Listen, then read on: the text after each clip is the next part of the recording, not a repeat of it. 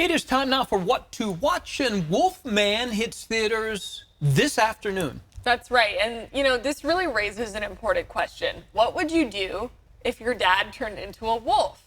What? Just wondering about this. You're just thinking about that. Yeah, but kind of luckily randomly. Marcus Allen is here to explain more.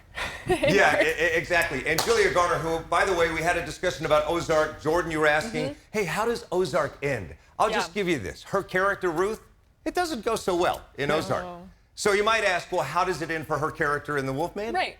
Yeah, I'm not going to tell you, because it's what to watch. You got to go see it.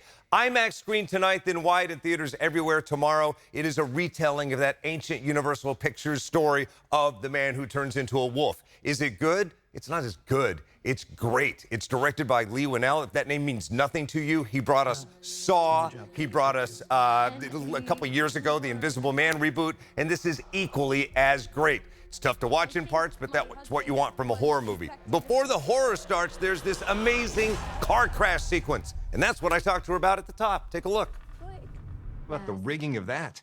That was crazy. We like, you know, when I saw it first before getting into the car, it was like wild, but we did have a rehearsal. So we kind of did like a rigging, you know, rehearsal on it, and we were sideways. And I actually had fun doing that. That's kind of fun because I don't get to do that every day. It's like a jungle gym.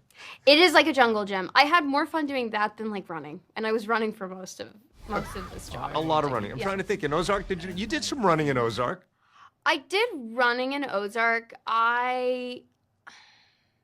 In Ozark, I was always holding a gun.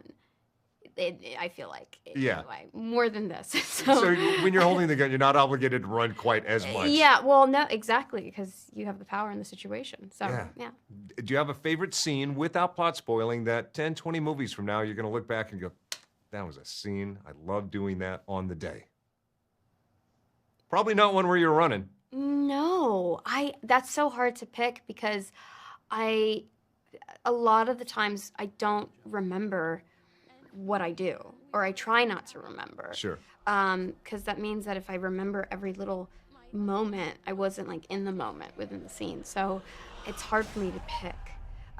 But I have like some parts that I connect to more than others, for sure. Awesome. You know, the old school actors from last century, a lot of them would say, never work with kids, never work with animals. Well, here you're working with a wolf, and your co-star in this movie is amazing. What a delight she must have been to work with. Well, I love all those old school actors, but I'm going to have to disagree because I feel like kids make you better actors. In what way?